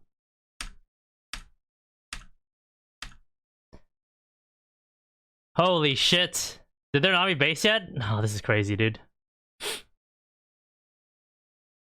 I mean, it's fine, but it's like... Damn. I'm sitting on too much gold. I mean, Nami, it's the same for Nami, so it's fine. Nice trade by Zaya, let's go. As a terrible trade. Actually, was the trade okay? Let me see. Okay, you auto, good. Auto, it's good. You didn't dodge the Nami Q, which happened in 4K. You cannot overtrade this. Poppy should be ganking bot. She should have read bots. It's fine. Why didn't TF ult? Hello? Go! Go! Get on that Caitlyn! So we're entering Nami Q for 0 now, right? Nami Q range. What happened to doing that? I see TF pinging me. He's on the way, and I got baited and should have just waited for him. It's fine for you to walk forward here, but you should walk forward strategically, like this. Drop a ward, drop a Q, drop an E. Boom, into the wall you go. And that will give TF all the information he needs to make the play, while also not risking your life. Because if you're Nami right here, you are shooting the most standard bubble in the world, right? Right here. So imagine if you as Bard recognize, okay, Nami's gonna bubble right here, I'm gonna walk this way. Because when it comes to zone of influence, it's okay to enter someone's range. There's nothing wrong with it. You can enter the range. But when they use X ability, what are you gonna do about it? Are you gonna juke before it even comes out? Are you going to flash it? Are you gonna tank it? Right? And is it worth it if you tank it? I don't know, right? But right now, you need to be thinking logically. If I walk here, Nami's gonna Q. So I need to do it in a way like this. Because I want a ward here, so I can shoot a shitty Bard Q and then E away immediately. So then my TF has the confidence to ult in and assist in the fight. But if you walk in at a layer 0, which is the, like, with no brain thought process at all, you just walk in, brain off, you're getting fucked. You need to walk in with at least a layer 1 level of gameplay. Which is to think, okay, if I walk here, Nami's gonna Q here, so I'm gonna walk like this to dodge this guy's Q. Unless you told me, Saskia, I played at a layer 2 there. I knew that Nami knew that I was gonna walk weird, so she was gonna shoot the bubble to the side, so I walked straight. No. Then I would agree with you, right? I would agree with you 100%. Okay, nice try, my brother. It didn't work out. Or good job, it worked out. But you had to tell me if that was the actual thought process behind the actual play, right? Let me take a sip of water. Is there anything that you'd like to comment right now, or any questions as I sip my water? No, I'm learning a lot. It's just I gotta do it. Like, it makes sense. It's just, can I do it? The biggest thing is just like putting that testosterone into your gameplay. Like like it's just like it just doesn't feel like you're trying to just like you know what I mean. Like just trying to get them. You know what I mean? I don't feel that from your gameplay. It just feels like you're cruising. And again, I keep emphasizing it. That doesn't mean int, okay? That means to actually strategically try to perfectly space them. Try to land the ability, try to fuck off, try to get a +1 auto on them. Maybe you trade auto plus ability, they trade auto, but they miss ability, right? And then that's a win. That's one small victory. That's what we're trying to do here. All right, wave states. Yeah, you're allowed to full roam top. It's fine. This is good. Would I E through this wall to get here faster? Yes, I think you're supposed to, right? This is the fastest wall to get through to top lane. Now, I'm not saying you're gonna get there if you place that E at all. No. But that's just the best way to get there. Okay. Oh, hell no. Oh, hell no. Oh, hell no. Hell no. Okay, the Q's fine. You missed it. Fuck off. That's what we need to do right now. Run. It's done. Because now, 2 objects moving in the same direction is double the speed. And we already know Kled, when he's dismounted and he's running towards someone, he's literally double the speed. So he's triple the speed right now. On top of that, Zac already E'd roughly 7 seconds ago, so the next Zac E is coming up. So we already know that. And we know Kled's shotgun shoots like this. So we're already inside the range, and we know he's remounting soon. So after the Q if the Q lands, you can walk up for 1 auto. Kled walks forward 1 step, you walk backwards 1 step, then you can walk forward 1 step because he's gonna walk backwards 1 step. Auto ignite, and then back off for the Zac E, and then figure it out from there if you want to continue this play. Or yeah. And that's only if you land Bard Q, by the way. But because you missed Bard Q, you need to run. You need to get out. Now, when 2 objects are moving the same direction, and you're not moving in the same direction, you're rather moving in a weird kinda towards him angle, sideways, it's still 2 objects moving kinda the same. This object is gonna catch up to this object, is what I'm saying. Okay? So that is bad. So he's able to auto Q you here. So he's gonna ding auto, he's gonna Q you, he's gonna get pushed back here, he's gonna remount, he's gonna E forward, he's gonna shoot the Q, and then you're forced to Bard ult. If Zac didn't E that entire time, he'll channel it while you're in Bard ult form, drop down right as you come out of it, and then you're a gunner. Okay, he Zac E's right now. So you're forced to Bard ult right now? Bard ult? I didn't get it up. No. What the? You had it for 10 minutes. Yeah. What?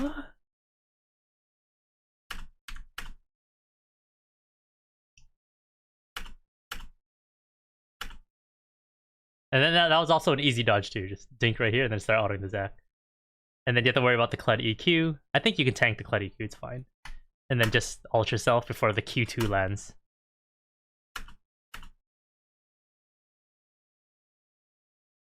One? Yes. At least we got one. That could have been played so much more cleanly, is all I'm trying to say. And that, by the way, right now, that entire plan happens now in my head. I've already calculated everything right here. And I'm not bullshitting either. Like I do this shit actually. Cled's gonna kite back here. Zach E's coming up soon. I need to be ready to dodge it, and I'll play the Zach E so I can auto the Cled the entire time. Cled's gonna try to walk forward here, and I need to space that. But when he realizes that I also spaced that, he's gonna walk backwards, and I also have to walk backwards with him. Then he realizes I walk backwards one step. He's gonna walk forward, but I also walked forward away one step. So you see what I'm trying to say? Like this shit is a pattern that happens over and over again, that you're able to predict what they're gonna do before they even do it. You just have to be able to execute it in the moment.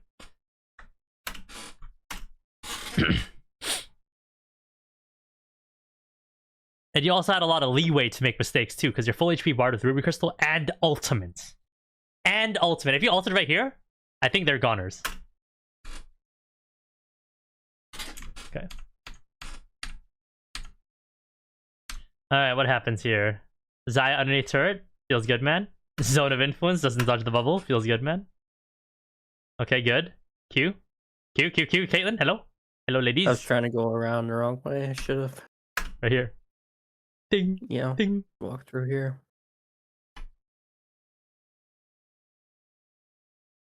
Nice. I think she cleansed before the Q, by the way.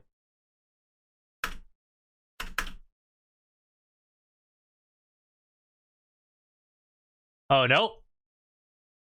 Wait. No.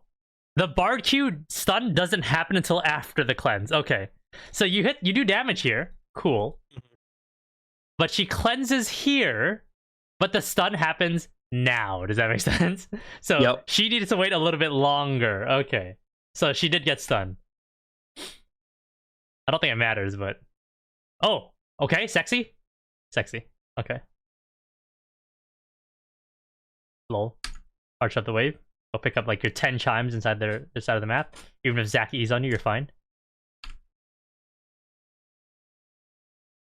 Ding. Ding. Run mid lane. He's MIA. Oh shit, where did this guy come from?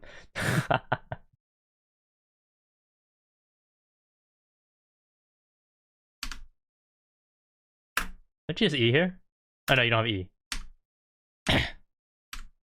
Fuck me. What are you over here? How many steps do you take towards Cled? One? You took one hard step towards him. Wait, do you know it? You know he's here. And you know he MIA'd bot side. Hold up. This is your fault. Yeah. I guess so. Hold on. The fact that he even has a chance to land EQ here is very bad. Unless you're telling me, Saskia, I'm purposely pulling the Cled in. Then I agree with you. That is a good play. That is 100% a good play. Thank you. Yes. Layer 0 versus Layer 2 gameplay. That's the craziest Cleddy I've seen in my life. Yep. Just play max range Bard. W someone in a second. W's ass. Okay. Stick around. Max range Q. Why aren't you leveling your Q right here? Level your damn Q. Ah. A level 3 Q instead of a level 4 Q. Feels good, man. You still haven't leveled your Q. Level your Q. Level your Q. When do you level it? Level your Q? Still waiting. Still waiting. Still waiting. Still waiting. He leveled it there, finally. Unless you're telling me, Saskia, my Bard Q is going to get to 65 mana, and I'm keeping it at 60, but I'm going to shoot it and then level it while my projectile is mid flying to get the new damage, but I get the old mana, then I agree with you. But that's not how Bard Q works. But it works for some champions like Zillion. His mana becomes more as you level it. So a lot of Zillions have level 1 Q at like level 5 because they didn't land shit the entire time.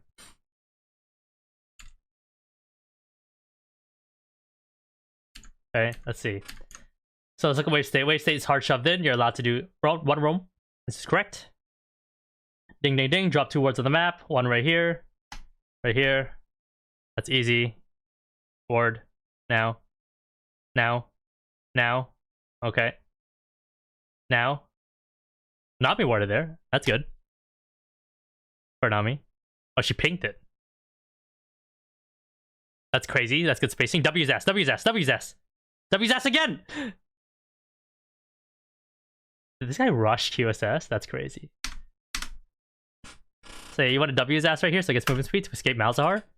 You also want to W him again, but TF's also spacing incorrectly. He's going this way. He needs to go this way. Do you see that? Because that's the most direct possible path you can escape Malzahar. But by going sideways, you allow Malzahar to slightly catch up. And this is just the same concept as playing tag with your friend in real life back in the day. If you know your friend is going a certain direction, you don't chase him in that direction behind him. You kind of move with him, right? So like trying to catch up with him. So right now, that's TS mistake, but you need to W his ass.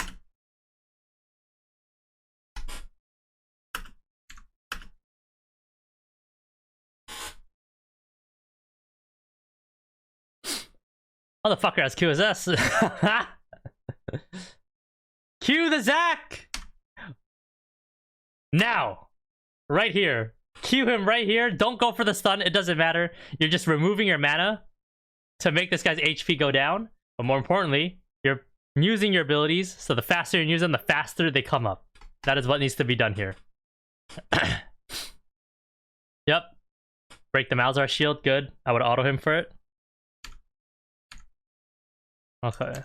Oh my god, this is so free. Get his ass. Oh, that was sexy. That was perfect Bard gameplay right there. That's what I like to see right there. Max range auto Q, kite back immediately. Object tries moving in the same direction as you, but you already moving back. Now you need to move forward because now he's going to kite backward. And the question is, will Caitlyn E here? So then you might have to juke this way and then follow the Caitlyn. That's what should be going through your mind right now. And then the question is when is Zac E going to come flying in the middle of nowhere? That is everything that's going through your mind right now. I hope. But as you can see, look at this. 2 objects moving in the opposite direction is double the speed. See that? Now you're too far away to assist. You're not even inside Caitlyn auto range anymore, and you're not inside your auto range anymore. So now you need to commit 4 steps just to reach the Caitlyn, whereas you could have committed only 2 steps to reach the Caitlyn if you padded this way for the split second that Caitlyn padded away. But you padded away from her. And then now you finally turn around, but now 1, 2, 3, 4. You see that 4 steps to catch her? Yep. I would have been 2 steps. Better yet, if you're really sexy, 1 step. If you're that good at League.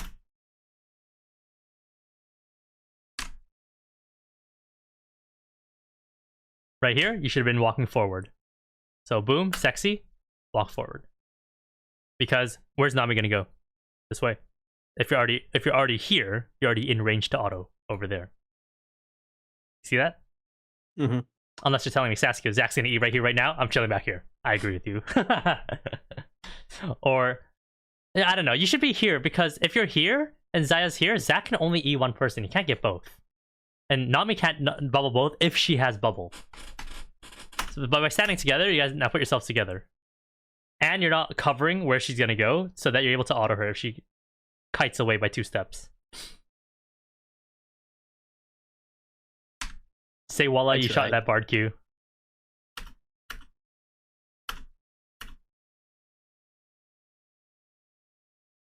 Would I have tanked that Zaki? Let me think. I think I would have tanked it.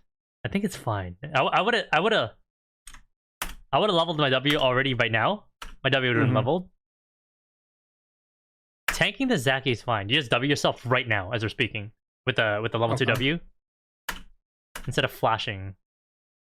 Because if you can't buy Zac E, he's gonna QW ult you. And then TF will be there to assist because Zac is here instead of over here. So then he would be able to get to the fight faster, so he utilizes yellow card in his Q faster, to remove the Zac off the map faster, so he has his next cooldown of rotations for the Kled faster.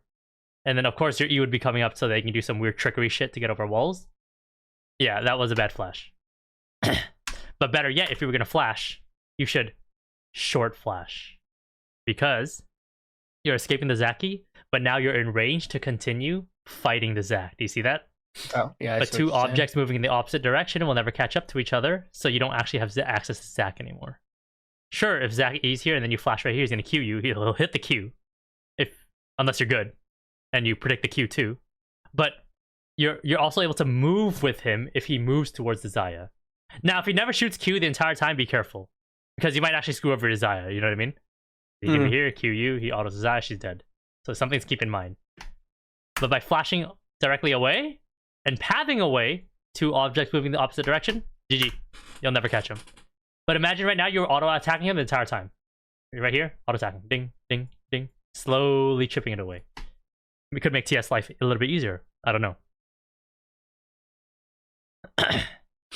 And you would have made it so that Xayah doesn't have to flash the Zac Q, because it's only Kled. Do you see that?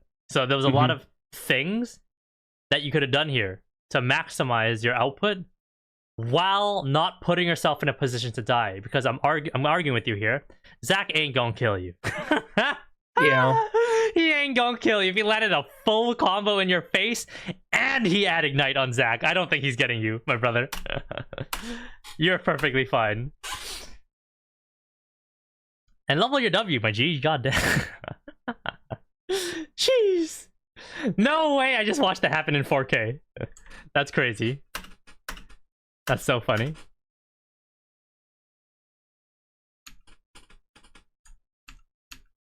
Okay. And right there, that was an example of the AD carry example I gave you, where it's like, oh, the support is getting ganked, but you're not attacking something for free as an AD carry. That's literally the exact same thing in a slightly different scenario. Okay. And again, I have not asked you to do anything crazy this game so far, right? It's all very standard stuff. Zone of influence, resource utility, etc., etc. Okay, so you rotate mid here, which is correct. You walk in for vision, which is correct. Don't go here, go here, yep. Place a ward over the wall. If you're too afraid to go in here, pop one over this wall, pop one here, and then chill mid lane for some EXP. Or run around for some chimes. But you had big balls, so you're fine. Ping that ward for 5 gold. Okay, Xayah got it at least. I would have pinged it. Oh. Never mind. Looks like top lane is the next objective, but if there's technically no objectives right now, you have to think about what side of the map are we likely to play on. It's probably going to be bot side, mid and bot. So you want to be setting up vision around mid bot. So yeah, this is fine what you're doing. Okay. So is it like get vision and it'd be like what, a wave or two, and then get set up for? So right now the play is mid bot. Yes. So right there, you guys pushed. You guys got vision, and then right now you should be running around for chimes full speed. So you can run topside, place a ward topside, right in this bush, right here. And then maybe swing by that chime, go back mid, help literally auto mid. This is one of the few scenarios, because now you set up your vision already. One over here. And then now auto mid. And then, yeah, the Scuttle Crab's perfect too, good. Maybe even run top, I don't fucking know. That could be a play too. Xayah's gonna catch mid late, which is fine. It's not a big deal. We're not trying to rush prio for anything. That ward doesn't have to be placed. Okay, this is good. Good. We're good. What are you doing? This is too risky. This is free. Unless you're telling me you have to do this to win the scenario, then I agree with you. No! I think it still works, though. Never mind. Also, better ward placements for mid lane fights like this is going to be here and here. Okay. If you're going to be fighting, specifically against Zac and Fiddlesticks, if you're against those two champions. That's crazy.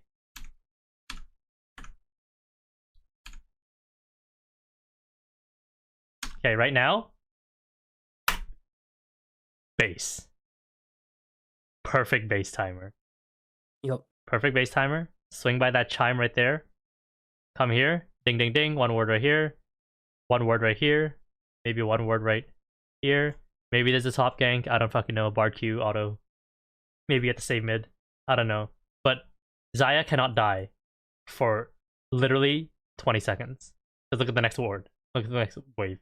It's gonna take so long to get here. You have plenty of time to base and come back on the map. And then figure it out from there. But you running around here does absolutely nothing. Oh, never mind, it does something. They inted. Insane Xayah ult, by the way. Okay, good. I would have based though, just saying. Cause yeah, that's not because this is lucky. Whatever challenger Caitlyn would ever do this ever. Yeah, in a million just years. Lucky. Yes.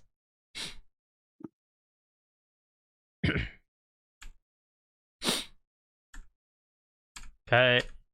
La-di-la-di-da. You finally based 4 seconds before Herald spawns. My ass would be inside their... No, my ass would already been under warding their entire jungle, stopping that Nami base right now. But here's the thing. Your misplay of overstaying on the map resulted in the Caitlyn dying, which resulted in Nami overstaying, which resulted in you getting the vision first. So for this particular exact scenario in game, good job.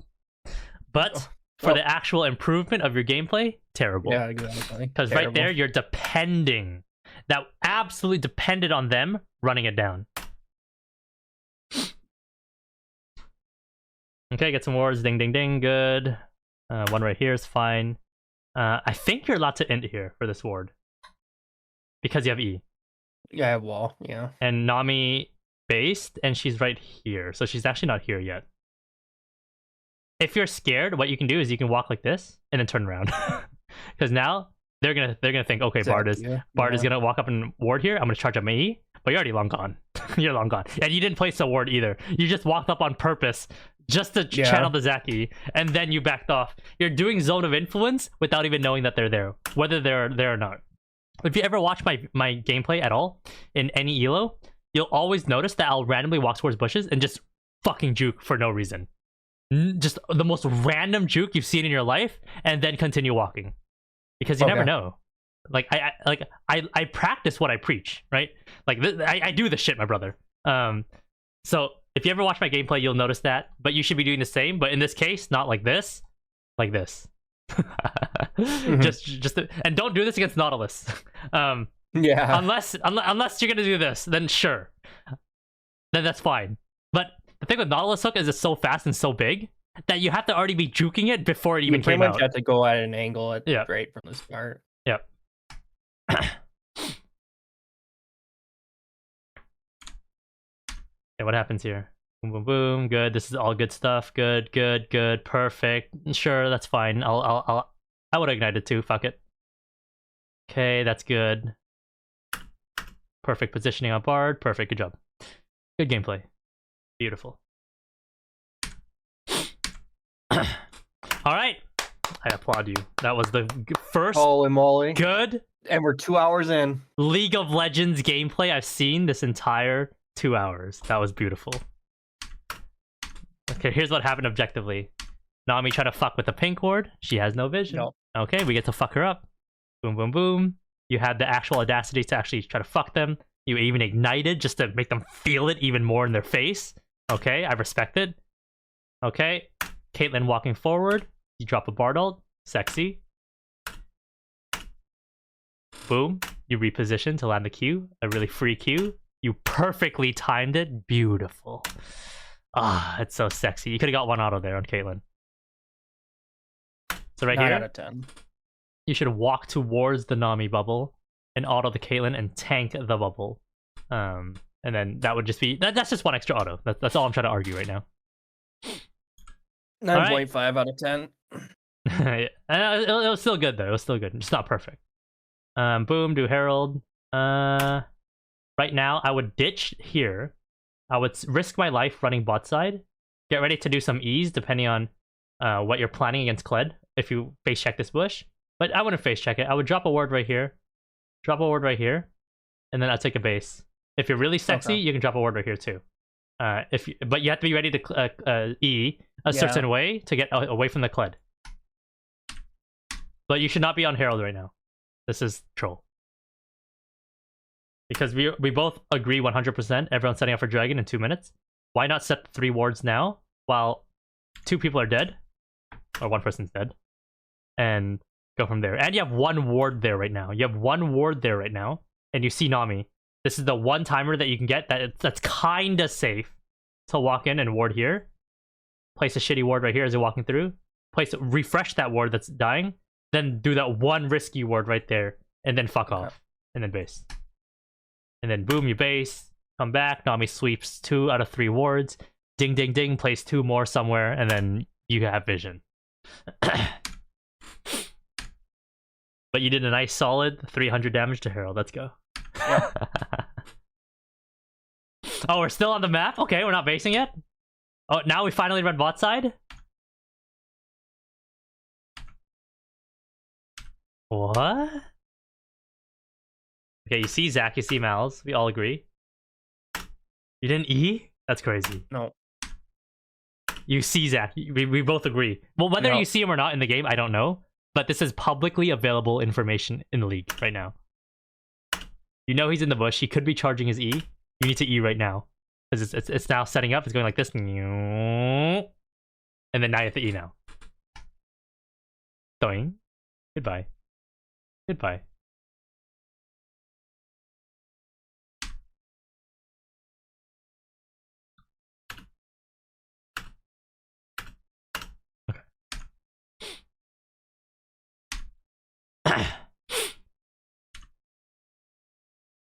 What do they do wrong here? Oh, they overextended for you, and then they got flanked by Jax.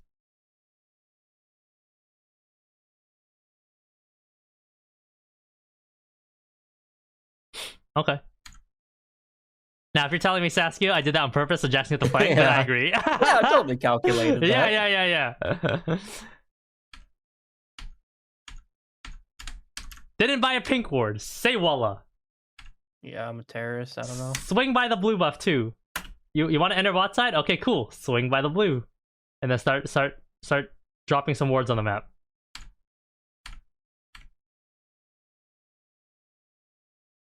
Also, don't ward here right now. Ward here, because this is gonna get swept 100%. We already both know that 1000%. So it's literally no point. That ward is okay. I'd place it right here. Okay. As close as to the wall as possible, because someone's gonna pink here or sweep here, and they might miss this one. Catch it. Yep. Yeah. They got it anyways, lol. But you never know. If they only stick to this wall like this, then they will never catch that one. Okay. You griefer. You griefer. That pink would have been so sexy if you placed it right here. But here's the thing: is your teammate to know they're there? Kled is there, and someone's literally TPing in there.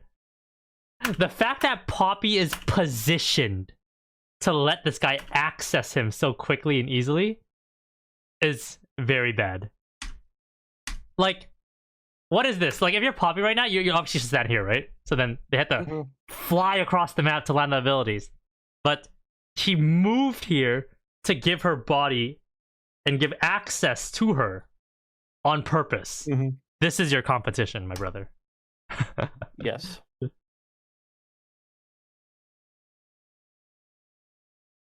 Okay, good BARD Q.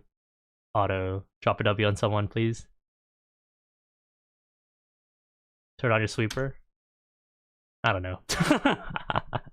It just feels cooked. W something? Anyone? Okay. Get out of there, my boy. You over the wall. You didn't W anyone, bro. You have 2 Ws. W his ass! Why aren't you Wing his ass? Now! Now! He needs health. Nah, this is crazy. This is illegal. This is illegal. Oh, you W now. That's crazy. While you also want to fuck your opponents as hard as you can, as fast as you can. You also want to save your teammates as fast as you can without putting yourself in a position to die, right? Because the max range BARD W there doesn't put you in a position to die. Okay. To help the TF. Now 2 objects moving the same direction. You move towards Zach. Now he's in range again. But imagine if you stayed max range of TF the entire time, just Wing him so that he walks away. He would easily have cleared the Zaki right here. And then you guys can turn right here. You're standing right here. Zai is standing here. TF is here. Yellow card. Or maybe Zach doesn't even pull the trigger because he's not in range. Congratulations, you guys all escaped with your life. And better yet, why didn't you flash the Zach to you? You flash the other one down here when you're full HP, but you don't flash this one when you're 1 HP? Say Walla. Wait, do you live? Oh, that's crazy. Caitlyn ult? Oh, nice. No pink ward? No pink ward. Also, don't be that guy that buys too many pink wards. Don't be that guy. But you don't want to be that guy that buys no pink wards either. Like what you're doing. Okay, la-di-la-di-da. Okay, you're AFK mid, which is fine. What more can we do here? Adc spawning. Okay, this is what you're supposed to do right here. You are bot side. This is correct. Good. Place some wards on the map. Don't clear that one. Yep. Ward their tri-bush. Ding. Good. Ward this bush. Ding. Okay. Because you guys already have access to mid. This is warded. You don't need to ward this. That's a pointless ward. And then pink ward your tri-bush if you have one. You running mid here is so troll. This literally done nothing. Imagine you're in this bush, just firing shit BARD Qs at them. And then you realize, oh shit, my bot lane needs help. You start running bot immediately. You'd be there faster. How do you guys lose getting to bot lane compared to your opponents? It doesn't make sense. Okay, Kled didn't rotate.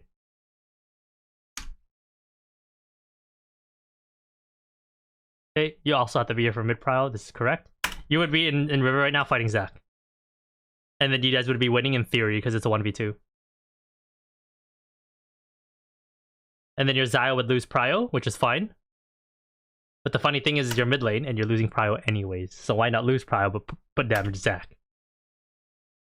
But it doesn't matter because ultimately right now, everyone's kind of AFK because look who's winning.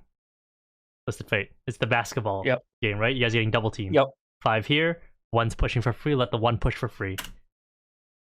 Malzahar's going to run top now. He's going to be there in 15 seconds. TF is now going to rotate down. He's going to ult in. And Malzahar's halfway to top. He can't assist in the fight. It's a 5v4. But Malzahar is here. And you guys took a 4v5. So now it's a fair 5v5, which is fine. But imagine if you guys all AFK'd still and TF just kept pushing. How fucked the other team would be. Obviously, this is solo queue. I can't control that. But I'm just saying objectively. Like, if I was in comms right here, I'd be like, yo, don't fight, everyone, run. AFK. I'd keep pushing top, keep hitting top tower. If the enemy team does Adc, I'd just keep going. And then you guys can do some max range shit stuff. Shit BARD Q, shit, what's it called? Zaya QEs. BARD ult the Adc to stall it even longer. Let TF keep pushing. Or TF can actually just come and ult. That also works too. Either or. Or best case scenario, some other team rotates the top lane, and then TF comes in with the ult while the person rotated top, and now he has the TP in. The TP takes longer than TF ult, and you see how that's the fucking macro right there. That's the sauce of side lane. Ooh, good dodge. Sexy.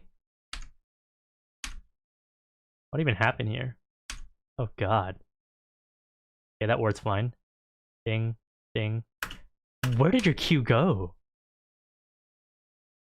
Hit the first blob and disappeared. Oh, GG. Bye. You entered Caitlyn's zone of influence, my brother. So you get autoed to death. The Zac doesn't go down. Not sexy. Well, GG. TF should have kept pushing. Fuck his team. If I was TF, I would have kept going, by the way. Just saying. Because even if my teammates all die and lose, I still got still something. Getting something. Yes. Yeah. As long as you don't lose the game in that given moment.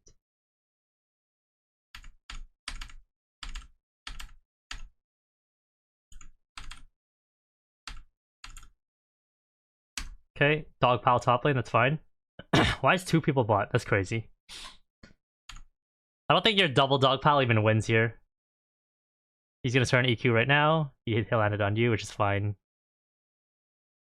Yep, keep hiding. Good. Okay, the dog pile wins. Good job. Good. That's a good play. Execution, not so clean. I'd be getting near walls to start Eing.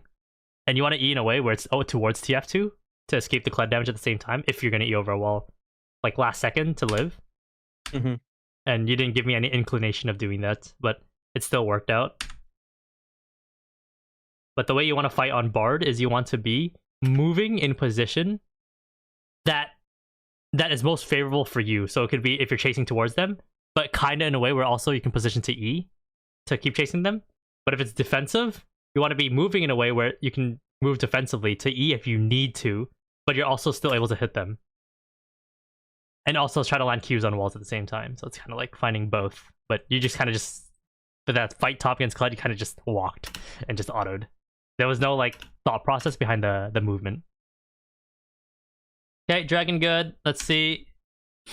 Good, Jack's on that guy. W his ass. Good. You should be trying to Q the Zac right here just to do damage to him. Right now. I don't know why you're having this way. Should be like here, Zac Q.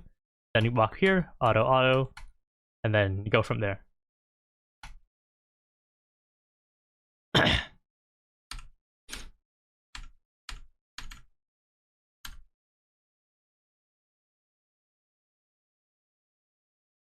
Ouch. You entered Caitlyn's zone of influence, and you got burnt. Oh my god! Wait. Okay, you can't. You enter Caitlyn E here because you want to follow up on Poppy, but she got cancelled on her Hex Flash. But that play was bad anyways because 2 people weren't even there. And then what happened here? You enter Caitlyn's zone of influence to see if you can land a crazy Q. You hit it, but you don't get the stun. Tank it all. Okay, you can still W. You W Zaya. Get in there. W someone.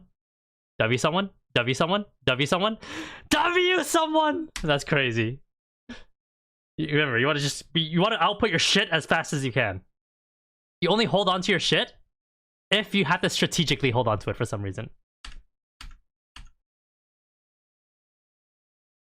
Oh, that's crazy. Okay. Okay, you're trying to tank stuff for Zaya. I respect it. I respect the intentionality. That's like the first time I felt like you intended to do something. Whether that was right or wrong, doesn't matter. But that it feels like you're trying to do something here, so that's good. Alright. Let's see. Do you have any comments before I try to make my big manifesto about you? Oh boy. A lot to work on, that's for sure. Mm-hmm. Oh, do you have anything to say? I'm gonna type a manifesto in front of you, but I'm gonna end the recording first, just so like the YouTube has the general idea, but you will have the whole manifesto from me as we sit and call together for the next 7 minutes. I think I'm good. All right, let me end the recording.